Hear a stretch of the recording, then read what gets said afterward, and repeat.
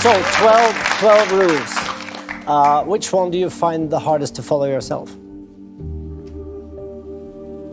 Probably the hardest one is to tell the truth, or at least not to lie. Why is It's a that? constant challenge.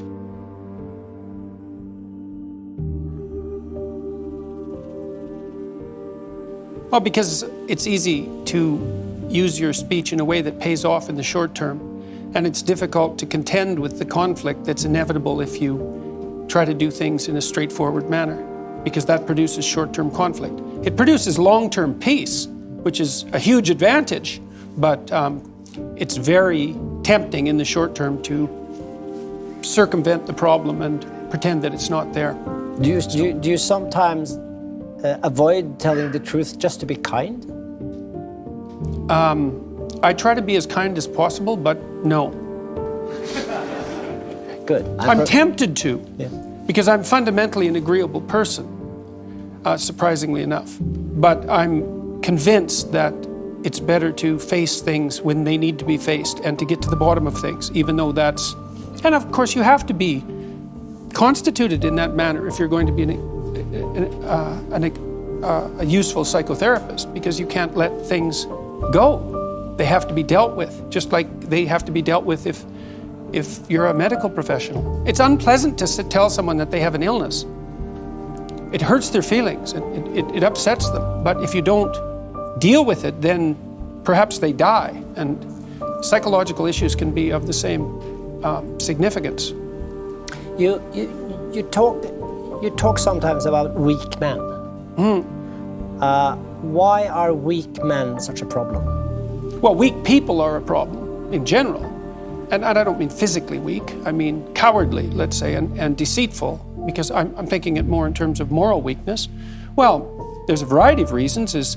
First of all, if you can't support your own weight, let's say, then someone else has to do it. And that's not good.